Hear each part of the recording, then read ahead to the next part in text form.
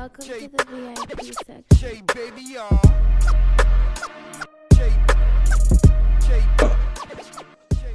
You came out a little kid, you know what I'm saying?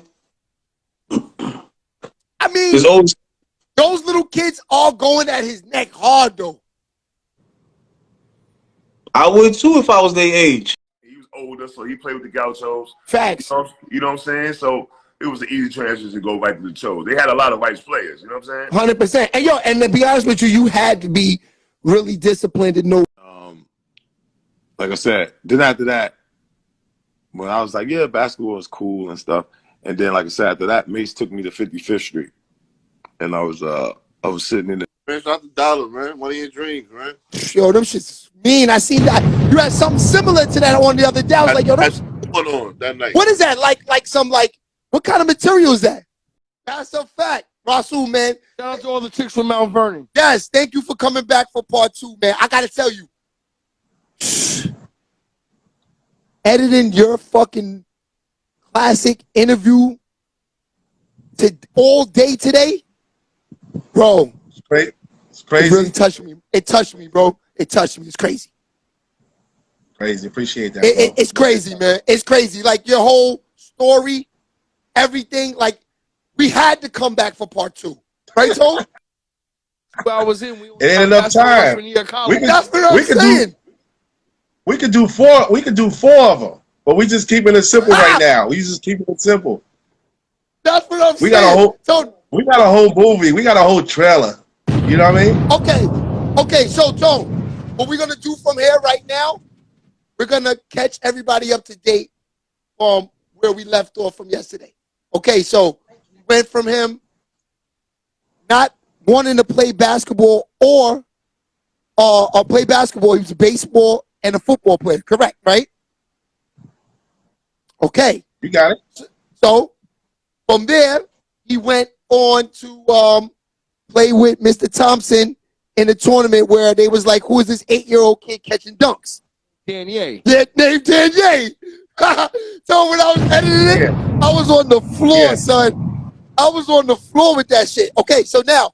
Yo, I got so many calls about that. I got so many calls about that today. It was so crazy, yo. Like it was ridiculous. Real talk. Jay, when I told Daddy that story, he was like, "Damn, Bouncy, what else was you doing?" Exactly.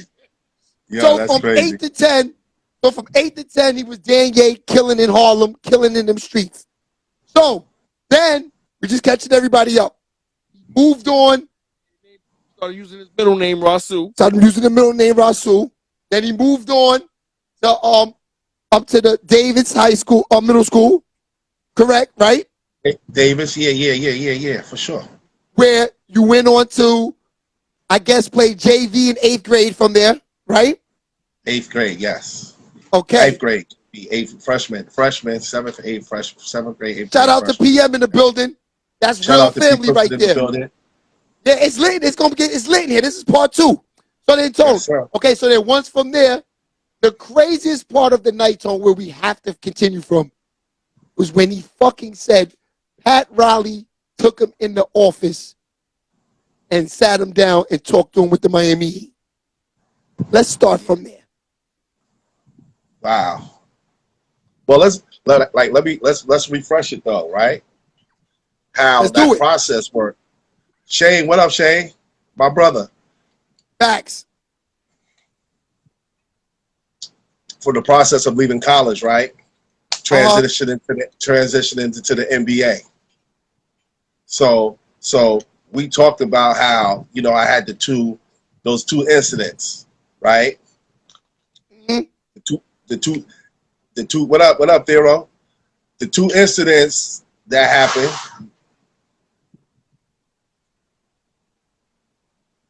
The 2 incidents that happened. You're on live, right, Yeah. right. No, I'm saying, you remember me yesterday? My son came down. Yo, what's good? Yeah. The 2 incidents that happened, you know, the little situations where I was shot twice within 2 weeks, you know, in the Vernon, home from college, from JUCO, you know, going to get over that, pass on. But the point was how a lot of that follows you still. You know what I mean? Going in Long Beach, now it's the potential for me getting drafted now. So we got all the scouts.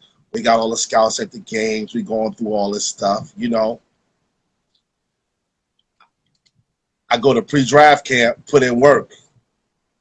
I get invited. You know, you got to get invited to pre-draft camp. So I got invited down to Portsmouth NBA pre-draft camp, put in work the first day. I mean, like the first day, the goal was really to put your work in. And then that evening, you have the letters. They'll tell you all the teams and GMs and stuff is there, or scouts. And they'll put the letter under your door for you to have the interviews with them the next day. So boom, Right. first day, put in work. Next morning, I got 3 interviews. I got an interview with the Utah Jazz. I got an interview with Cleveland. And I had an interview with Portland the next day. The first thing that happens was they asked me, what was that situation like? How did you get shot twice? But the ill part about it is, just moving forward, the ill part about it is that I was never prepped. And I was thinking about it last night, right? I was like, damn, my agent never even prepped me for this. Like, What my you mean agent knew prepped my you, like- situation. How to answer? You mean tell you how to talk to the? Because you know, when you're sitting there, this is my first time. I'm lawyer. still actually Gotta get you still ready to go in enrolled front in of the college. I'm still enrolled about to leave college, about to graduate and stuff. So I go down there. You know what I mean? So my. Did he play against Magic Johnson? Nah, I never played against Magic. I'm not that old. They're But nah, I asking never these played questions against him. tonight. Did he play against Magic? Yeah. So Niggas is hungry real talk. tonight.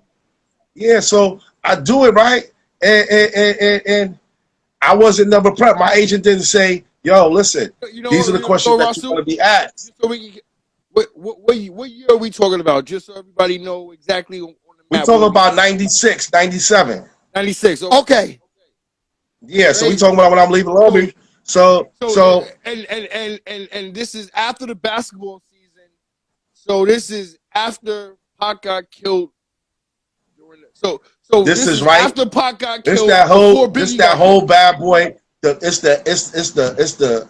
the meat of the East Coast West Coast beef. It's right in the meat of it. You know what I'm saying? It's right in the meat of the East Coast West Coast beef. So this is But before you know, Pac got killed. Hold on. Before Yeah. you go any further, you might have to answer this first. Greg Barnett, who was your agent? Yes, Warren Legary. Warren Legary. Get at him. Let's you get know it. what? You know what? GB knows. He's an agent. He knows what you're supposed to do. You know. Warren Legary was my at that agent. time. GB would have had you ready. Facts. GB would have, and GB knows. But you know what? It's all a matter of understanding and learning. It's a learning process now. But you know, I'm young. I didn't know who it was. I didn't have no one explaining to me, not even my coach, like, yo, when you go in here, these are the questions they're going to ask you. Whether it's personal questions, whether it's questions about basketball, what you want to do in the future, you're supposed to prep them. I'm sitting in front of NBA guys. So And they're you asking feel me like about- your career was pretty much a shot in the dark, all by yourself. Absolutely. I agree. No, That's crazy. I have people. No, when you listen to the story though, Tone. It wasn't any. They didn't give me any interview preparations before I left Long Beach. You know, So everything was So on my own. you saying But my before interviews we were get- good. I'm not fronting. No, and I'm not saying that's not. Don't get me wrong. That's not why certain things did not happen. I'm not saying that. You know, No, I understand What that. I'm What what I'm saying is we're gonna get into the Miami. But the illest part, who kept it 100 with me, was the Miami Heat. Now, the draft comes, right? So all these questions are being asked of me while I'm at pre-draft camp. I really don't know how to answer them because I got shot. Everybody's, the questions are all based on around my situation that happened 2 years prior to where we are right now. You guys see, I have the potential to play at this level. Y'all saw the work that I put in. Y'all came to watch me play. Y'all brought me in for interviews. Y'all flew me out for individual workouts. I flew out to Cleveland. I flew up to Port. I flew out to different cities, had the individual workouts with the guys, with Right. the NBA guys. Put in work. But the question and everything is always going to know, what is it like? What's my decision making? I'm going to get into that. What type of person you are off the court. We know what you could do right here, but by me being shot twice, that's stigma, not one time, twice. And especially within 2 Shout out to weeks. Coach Jay Lee. Yes, Coach Jay Lee in the Rasul, building. if you really think about it, Facts. you didn't even have the stitches out from the first shooting. That's a Yeah, fact. so so then and on top of that, I had it. That was tough for me even coming out of junior college. I was shot. Then coming into junior college, a lot of the NCAA schools that were recruit me didn't recruit me. Luckily, Clyde Vaughn knew me. He knew my family. He knew I came from a good background. He knew I was a good kid. He knew the environment in which Mount Vernon was, and just knew it was a bad situation that I put myself in. Nobody else did that but me. I didn't want to go out and get shot and put myself in a position, but the choices that you make may affect you later on, and you don't know how those choices are going to affect you. So that's why I preach to my kids the kids that I coach, don't worry about what's happening right now. Worry about what happened, worry about the things that you're doing now that may affect you tomorrow. You know what I'm saying? So with that being said, the Miami Heat situation was crazy and was ill, and we was laughing about it because we basically had family there. You know what I'm saying? Yo, The family was Tony. You forgot to mention his name yesterday. Joaquin. Who's that? Joaquin. Joaquin. Yes. You Joaquin forgot played with to us mention too. Joaquin. Now that I see him pop up, Joaquin was a part of the unit too. Joaquin definitely a part of. Yes. Joaquin Bulls, 100%. Yeah. So let's get back to it. Mike Barrett was his name. Was it Mike? Is it Mike Barrett? Was the Mike Barrett? I think Mike was the one that he's a lifeguard inside the center. That's who we're talking about. Yeah. Facts. Yes. So wait. So I kind of agree with you because talent can take you where you were. Yes. But the business takes you over the top. Absolutely. And think about it. It wasn't social media back then. It wasn't social media. That's was just coming.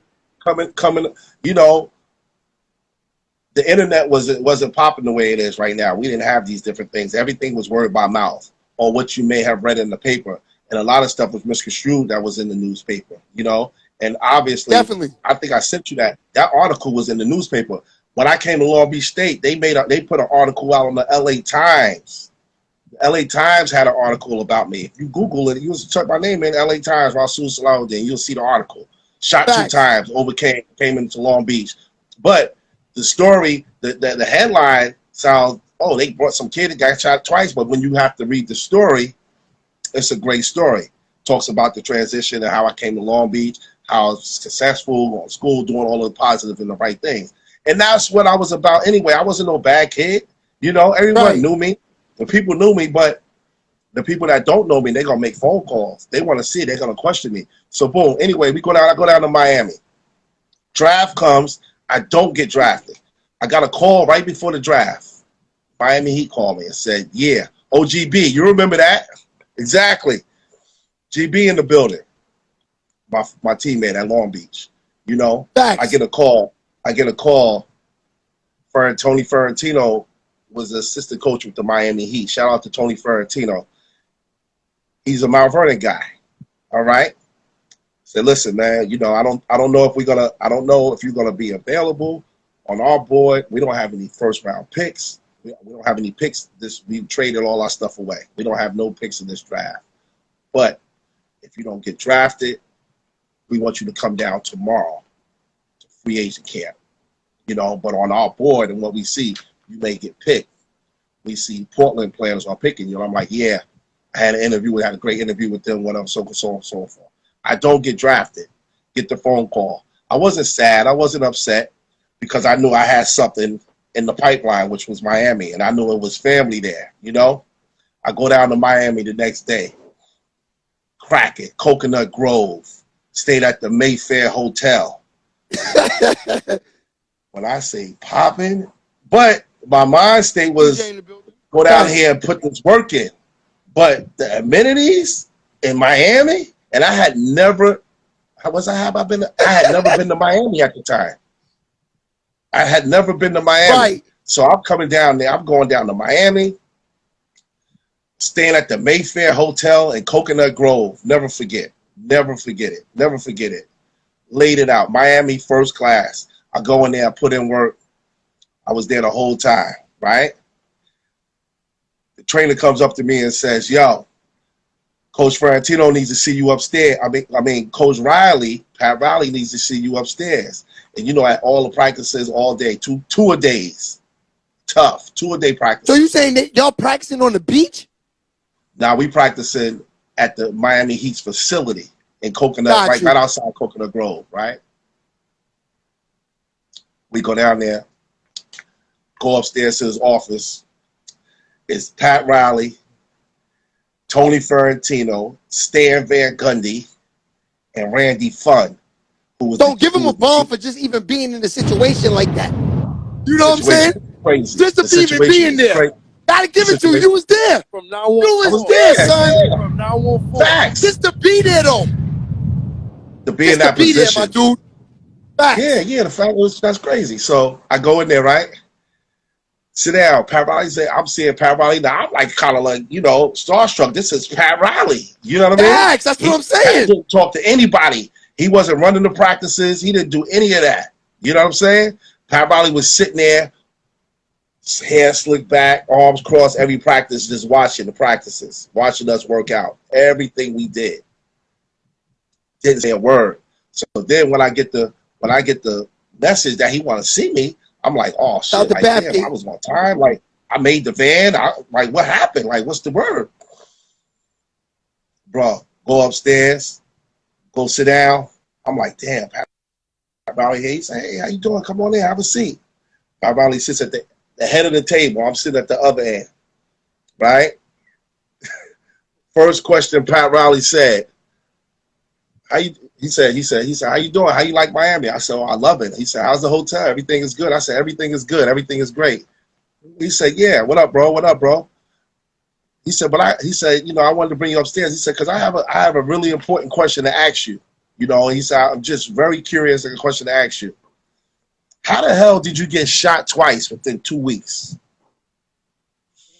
Bro, when I say my heart dropped, because Pat Riley's really asking me this, yeah, you know,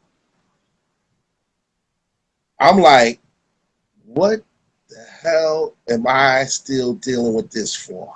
Like, this is so past me. You feel me? Yeah. Yo. So I'm like, wow. And I said, Coach, let me tell you.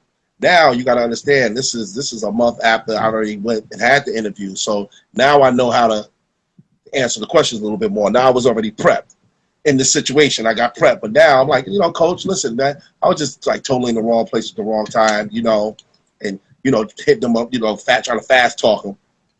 Yeah. He said, but twice? He said, 2 times? He said, I understand one time. He said, I understand one time.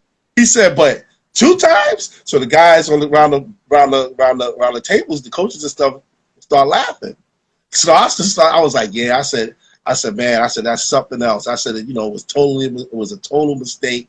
You know, it wasn't meant for me.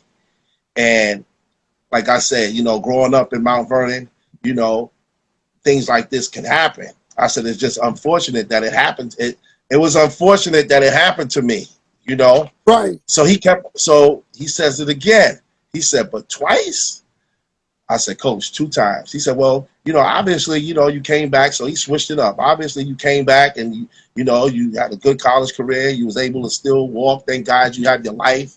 You know, there wasn't anything tragic to where you couldn't even walk or play anymore. I'm like, yeah, definitely. He said, the reason why I asked you, he said, you know why I'm asking you these questions? I said, no. He said, because this is Miami. He said, and I need to know that, you know, if we invested in you, how do we know that you're going to be able to make those right decisions? That's what he asked me. How do you know we're going to be able to make these right decisions? How do we know that you're going to make the right decisions? Because obviously your decision making is a little off. I said it absolutely was. I said it absolutely was a little bit off. You're absolutely right. And I said the decisions that I made then, I won't dare to make those decisions anymore. You know, I said, but anything's that happen, I said, especially if it happened once, I should have known better. So now, you know, him and I is having a little bit of dialogue, and he's telling me basically like, yo, we want to invest in you, but how much can we trust you? This is Miami. Well, he said, this is Miami. We have clubs here. We have bad areas, nice areas. You can turn the street. We have the strip clubs available and you're accessible to all the women. So how do we know that you're going to make the right decision? I said, Coach, trust me. I said, all that stuff is totally behind me. I'm just focused on basketball. He said, all right. Well, this is what we're going to do. He said, how's your knee? I said, my knee is good. He said, I'm going to have the doctor come in and check your knee. I need you to go in there and get an MRI done. Yo, all right, cool. Is that serious? That's the NBA's like that. Man. The NBA is like this, like that, bro. Yo, Pat Riley sat there and said to me, I would have been like, yo, listen here, Pat. Pat Riley. Now, mind you, prior to coming there, you got to get physicals. You get your little physical little stuff before you go on the court. You get all that stuff done. Right. So now Pat Riley's talking to me personally. We're having a personal conversation. He's talking about my character, my decision making.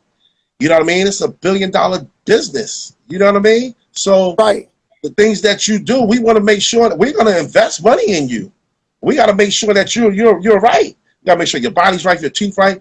The NBA don't play. You come in there, you go in there, you going right to the dentist. You got cavities, all that stuff.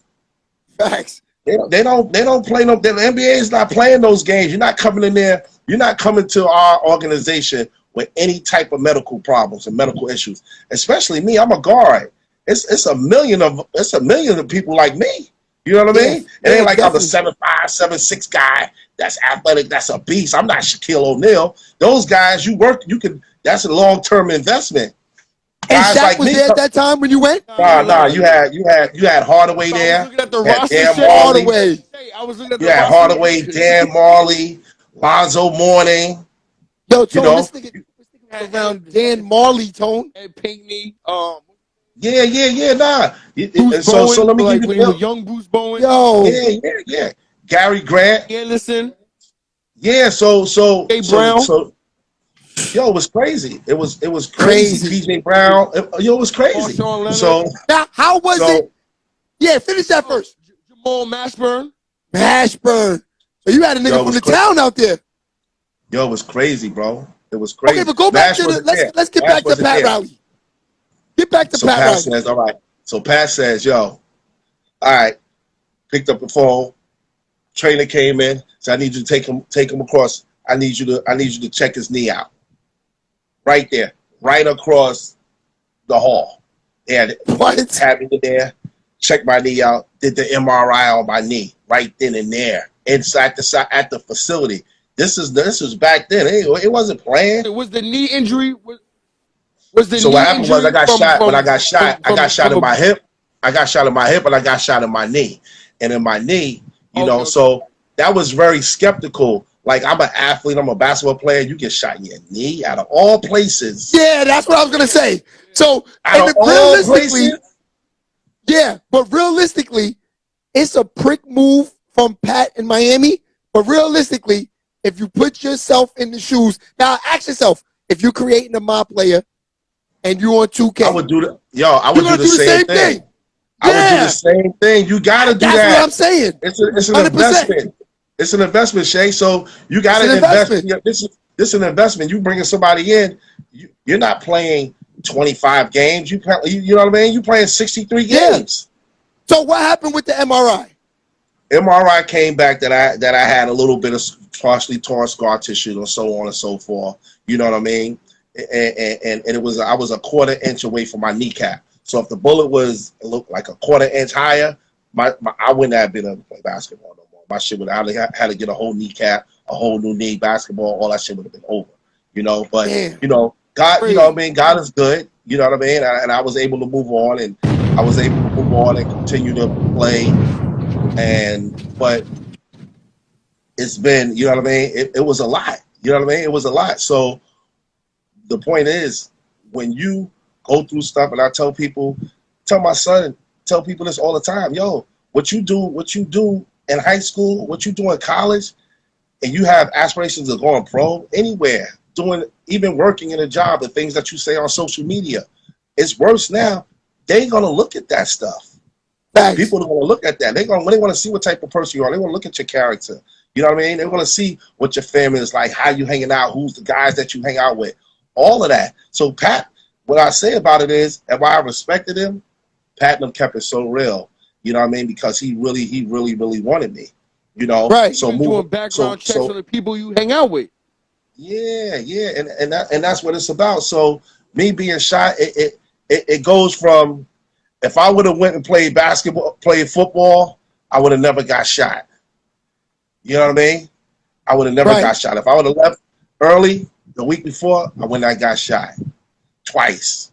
You know what I'm saying? So you can't say everything happens for a reason. You know what I mean? And I look at it as I don't look at so moving back. So going back into Miami. So Miami invites me back down. I go to camp. Everything is good. They invite me back down.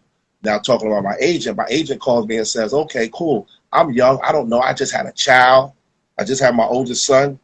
I don't know the makeup of and the politics of what's going on. I'm listening to my agent, listening to Warren Legary, the same guy that didn't prep me, prior to go to the NBA camp. And he had guys. He had guys in the league. He had guys in the league. He had guys overseas. Right. Yo, he was a major hater. You're right. So yeah, shout out to Akbar. So he calls me, right? He says to me, he says, yo, check it. We got a job for you overseas. And I'm like, all right. I'm like, well, what you talking about? He says, it's $40,000 and it's tax-free. It's in Portugal, plus bonuses and so on and so forth. He said, I think you should go over there because you just had a child. So listen, so I'm like, what? I'm like 40,000. I'm like, damn, that sounds all right because I do have a child. I don't have no bread. You know what I'm saying? I got to trying to go back to school. I got to go get some money. I want to play ball. Like this night might not be an idea. So I tell him, I say, yo, what about Miami? He said, yeah, I know, but you got to look at it. You know, they got Tim Hardaway, they got Gary Grant, they got Dan Marley, they got Sean Leonard. But Sean Leonard wasn't there yet. I don't think. No, he wasn't there. They got all these players. He said, it's a numbers game. I don't know if you're going to be able to make that team. So realistically, I'm looking at it and I'm being realistic. I'm looking at the roster. I'm like, damn. Right. Kind of stacked, right? They do got a lot of guards. Like, damn. So there wasn't no G League at the time. Yeah. You know what I mean? With the CBA, I'm not going to play in the CBA. That's where he would have put you. He would have gave you the bag and kept you around and put you on the D and the G because you never know what happened. So real quick, what happened was I say, okay, let me go. I'm going to go get the bread. I'm going to go get some money, right? I'm still young. I'm 23, 24 at the time. So I'm like, all right, cool. Let me go get the bag. So I get on the airplane. I shoot overseas. I go to Portugal, right? Yo, I get to Portugal, bro. I don't even have a contract. My G. I'm over there on a tryout. And I'm like, tryout? So when I get there, this kid from when I get to Portugal, there was a player that was there the year before. He was there now. He played at UC Irvine. All right. White kid named Wayne Engelstadt can play. But Wayne was older. Wayne was probably about 30 years old at the time, right? Wayne was about 30. So Wayne says, yeah. When I got there, he said, man, what's going on? He said, man, yeah, I was talking to Warren. I said, oh, you? He said, yeah, that's my guy. I'm signed to him as well. He was telling me that, hey, that you were gonna come over. He said the first thing I was thinking, like, hell yeah. I know Rasul. I watched, know about him, heard about him, played in the Big West. Wayne played in the Big West. He like, shit. Yeah, let's get him over there. He said, yo, he called me. So I'm like, all right, cool. Yo, my G. Wayne is like, yo, I thought you wasn't even, and he was fat. G is stupid. And I get over there, I ain't got no contract. So Wayne, my boy Wayne, that's why we like this to this day. Like, real talk. Wayne was very surprised that I came overseas and I wasn't going to NBA vet camp. He was very surprised. And for him, as a player, like, yeah, get this kid over here. You know what I mean? Like, let's rock with him. Send him over here. Send him over here. We gonna win. We got him. I ain't have no contract. They had me over. Warren Legary had me over there on a tryout. Nothing was guaranteed. This the same agent. The same agent. Yo, bro. Me and Wayne sat there. So that $40,000 that he told me I was gonna get, it wasn't no $40,000, bro. It wasn't nothing. I went over there on the hum on a tryout. I practiced the first practice I had with them, right? On the quote unquote tryout, but I had a contract. I went over and I was killing these kids. Like killing them. When I say killing them, the next day, me and Wayne went to the office. They like, no, let's sign. Yo, my G. I signed the contract, real talk. I signed the contract for $30,000. That was my salary. $30,000. My initiative, my bonuses was crazy because they didn't know what I was gonna do. I didn't know what I was gonna do. What you mean the bonuses? Like if you score a certain amount? I'm gonna tell you how it works. So when you go overseas and you play, when you play ball overseas, you'll have a base salary. Okay, it's like incentives basically. Everybody, you know what I'm saying? People don't know. Like you'll go over there. Everybody has incentives in their contract. You know, you could go over there and play for $10,000, but your incentives may be if every game you win, you might get $2,500 for every game you win. You might get $2,000 for every game you win. You know what I mean? Right. So if you know what I'm saying, if you got 2,000, if you win 10 games and you get $2,000 every game, you know what I'm saying? Right. That's 20 grand. Cars, you got to work your pay plan. That's 20. That's 20 racks right there. So now your salary went up to 30,000 because you know you're gonna get at least 10 games. Right. You know that.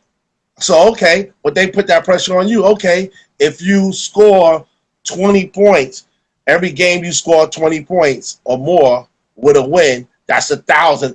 Everybody incentives is different. It's like FanDuel. Yeah, everybody's incentives is different. So I signed a contract. So how me and Wayne freaked them, that's why this is my dude to this day. How me and Wayne freaked them, right? Me and Wayne freaked them. Wayne says, yo, listen, they came over here. Warren fucked you over, bro. Warren fucked you over. You had no contract. You know what I'm saying? You ain't got no contract. So this is what we're going to do. We're going to give you a contract. We're going to do the contract. Now, the Portuguese guys, they didn't know about me. They didn't know what I was going to do, but they knew they wanted me. You know what I'm saying? Right. They saw my college. They saw my college stuff. They saw my stats. They know they had a good player. They see me practice that one day. And I believe, matter of fact, it wasn't even the next day. Maybe it was. I think it was the next night we was in the office. Shout out to everybody over in Portugal Telecoms. You know what I'm saying? Yo, he's saying the NBA should have the same shit. They have performance-based contracts. They do. Real talk. Peace, bro. You know what I'm saying? So my boy Pop, you see Pop representing, doing the great things up there in Connecticut and all that. You feel me? Thanks. Yes, sir. Pop, I gotta make a phone call to you. I gotta talk to you, Pop, too, about something, a little situation. You know, it's a good situation, bro. It's a good situation, Pop. I gotta holler at you. All right. So I go over there, sign a contract for $30,000. That was it. My flat salary was $30,000. So I think it was like, because I was over there for 7 months. You know what I'm saying? You know what I mean? It was like $4,200 a month, something like that. That was just how much I was getting. But what we did, yes. We was like, all right, cool. Wayne was like, "Yo, we gonna put in if you come in top 10." And this was Portugal Telecom's first year playing in the European League. You know what I mean? So this was the team's first year playing in the higher level in Division 1. Right. So the league you're in is Pro A. playing in, Pro A. I'm playing in Pro A. Yeah, we was in the that's we the was good. in the That's like the yeah, A1 this is league. the first year. Yeah, this is official. So Yes. they was Pro B the year before I got there. So now they Pro A. So now they trying to let's get it. So he said, "Yo, we gonna put in if you come in the top 3 in steals, that's an extra 5,000. Top 3 in assists, that's 5,000." I didn't even put scoring because he's looking at it as he knows I'm going to come in the top 3 in steals. He knows I'm going to come in the top 3 in assists because I got him. You feel me? So boom, wind up. We didn't even make a long story. First in steals, second in assists, and third in scoring in the league. All right? So played over there. Yo, his story is crazy. I also put in if we went, we was in the Korak, we was in the Europe, we played in the European Cup. Every cup game I win. Now the cup games is big. Every cup game we win, $2,500 for every game that we win. So I left Portugal. Make a long story short, I left Portugal making like almost $80-something thousand. You feel me? Whereas I didn't have. And they bought that's why I came home. That's why I came home and bought the Land Rover. That's why I came home and bought the white Jeep, the Lexus truck. Remember the white Lexus truck? Yeah. That's when. Yes, I remember that. That's when White Linen Rasul came. Yeah. White Linen for a whole summer. Facts. Charlie Mondo. Yeah. So, but You don't remember? that. So boom. So after that, with the black, yo. Yes. like a Boys to Men video. Yeah. Had the sunglasses and everything. Yeah. So Facts. I went from leaving Miami, not going down there, getting ripped off by my freaking agent, not sending me down there, right? Go to Portugal, tell them I'm going to get 40,000. Don't have a contract. You know what I'm saying? Go over there, wind up making double, way more than what I was basically, he told me I was going to make. Didn't give the agent the commission at all. Me and Wayne, my boy Wayne, split the commission. So the 10% that he was going to get, the agent, me and Wayne split that. Wayne give the agent nothing. Because you sit me over there with no contract.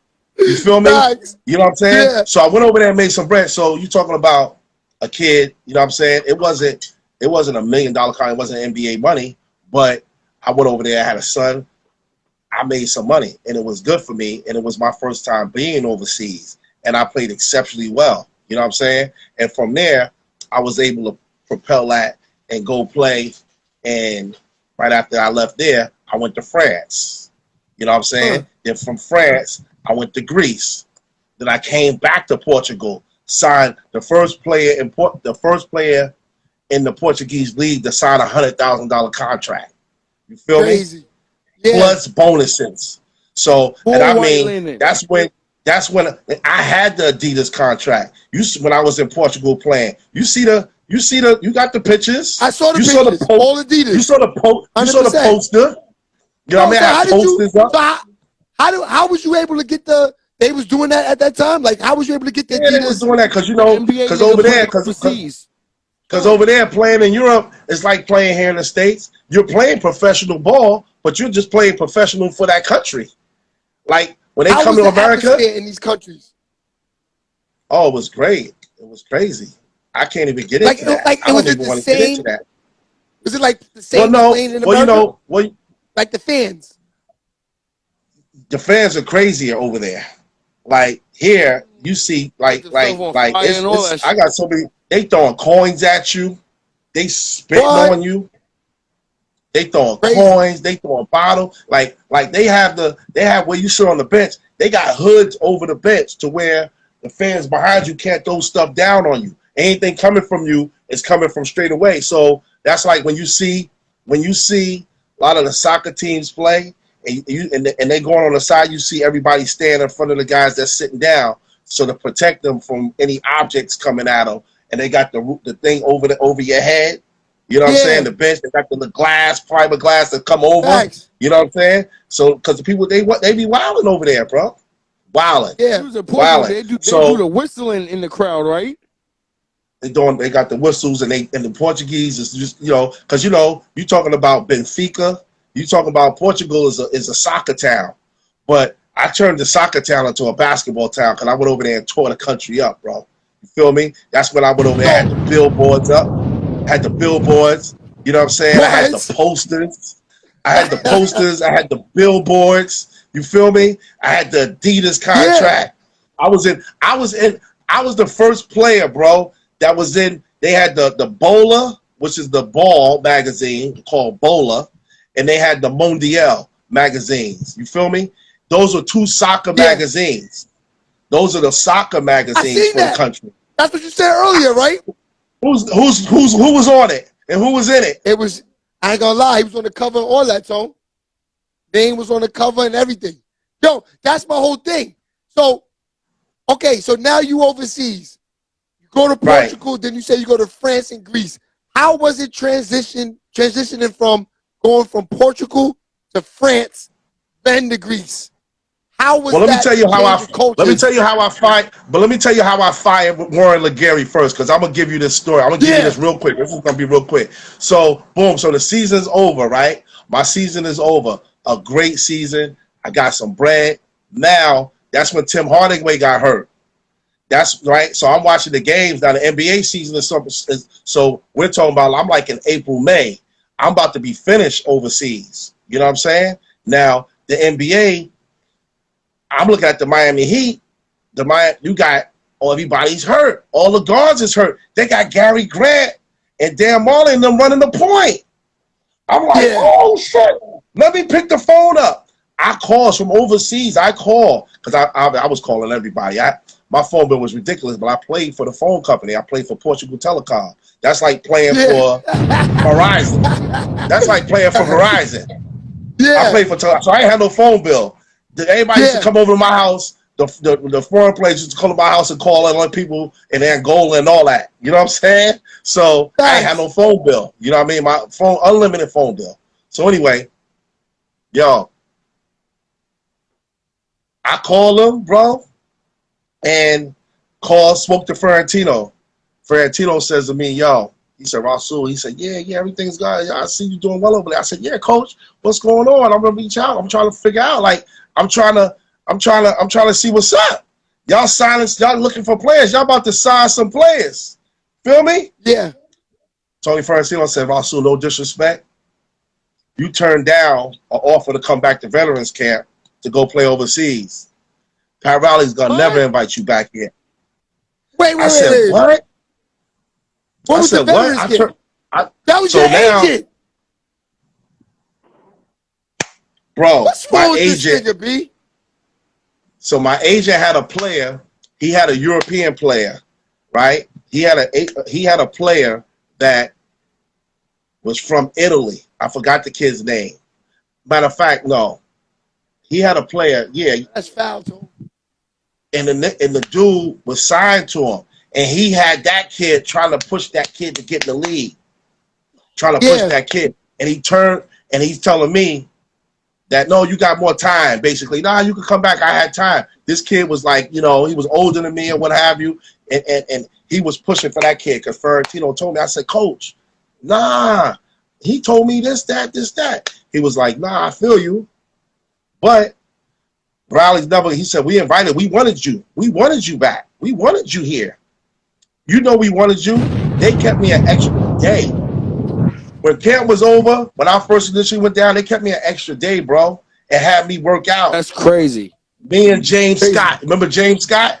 Of course. That played at St. John's? Yes, definitely. Definitely. They had me and James Scott stay an extra day, and we worked out with just me and James Scott. Wasn't nobody else there. They changed our ticket and had us stay an extra That day. was doing one-on-one drills? Doing all that. One-on-one drills, shooting drills, everything. We was going at each other. Going back and forth. Imagine. Because y'all know. Back and forth. Sweating. But it was love. It's like making niggas go for the money. They know you gonna be one nigga. But he was a two guard. I was a point guard. You know what I'm saying? So it wasn't like we was battling to see who was gonna. He was a 2-3. You feel me? I was a point. But they had us doing one-on-one shit. You know what I'm saying? And it was all love. It was all love. But my agent, man, as soon as I hung up the phone with him, I called. He was out of San Francisco. Warren Legary out of San Francisco, bro. I got the letter. Spoke to my people. How do you fire an agent? What do I have to do? And I had my kid's mom, Aisha. She was in Oakland. I said, yo, I need you to write this letter and you sign that joint. You know what I'm saying? And send that joint to him. Send that joint right to his office. I called over there. I got the fax number. I told him I'm about to send you over a letter. You know what I mean? Because I no longer want your services. He said, oh, really? And I hung up. He said, okay, well, what about all my commission from Portugal? I said, you don't have no commission because I came over here with no contract. And I hung the phone up on him. And I said, she faxed that joint over there. She faxed it for me. And I fired him. And I wound up going with another agent. You know what I'm saying? Which was dope. You know what I'm saying? Which was dope. You know what I mean? But like he fucked me over, bro. Like, you know what I'm saying? And I mean, you know what? So what was what was the point of him telling the Heat you turned down the veterans? Because he had another player that played the same position. The European kid. That he was trying to push to get in there, and his mind state was that I had more time. You feel me? So let me try to get this kid in here, because he know if me and that kid going in there, I don't know the business aspect of it. If they said, yo, we're going to take one of your players, we'll take one of them or both of them, or however it was structured. But I know that for a fact. Ferentino said, yo, we wanted you back at Betcare, but you went overseas. You made a choice. Pat Riley, you go. And I said, me personally? Like, no, I didn't personally. Yes, I did. But me personally didn't say, oh, no, hell with Miami. I don't want to go. I didn't do that. You feel me? So that wasn't. So Riley knew. Ferentino knew. And it was all love from there. And after that, Warren Legary used to hate. Like, because after that, I came home. I played for the Clippers. Summer League. I played with Orlando, and just so much stuff that was going on, saying that, oh yeah, you know, he went overseas and didn't pay my commission. He was hating like crazy. But you know, I transitioned from there, left Portugal, came back home.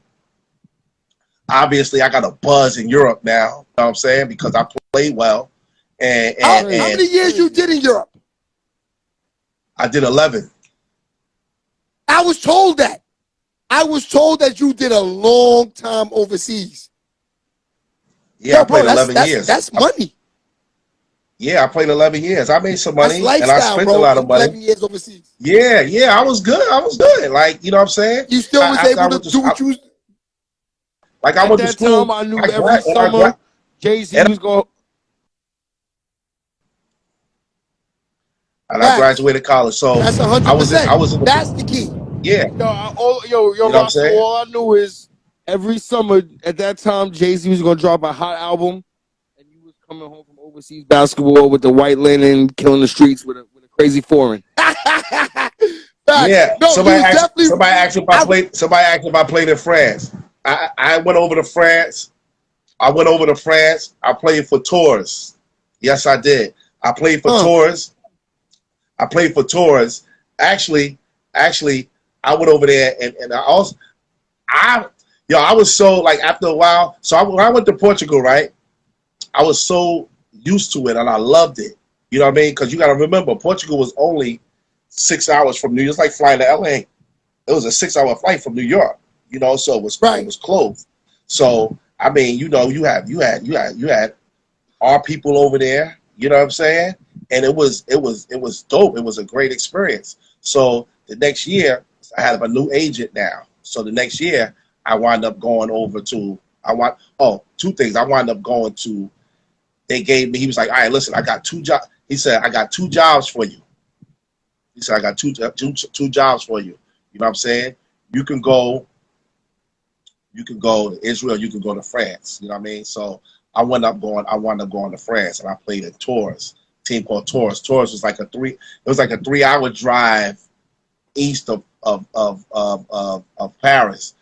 But when you take the fast train, the TGV, the TGV train, it's the jet train. It was like a 45-minute ride. You know what I'm saying? So I used to go to Paris all the time on the weekends. Like, you know what I mean? We play on a Friday night or whatever, and I would go to Paris and shit. I was in Paris when Princess Diana died.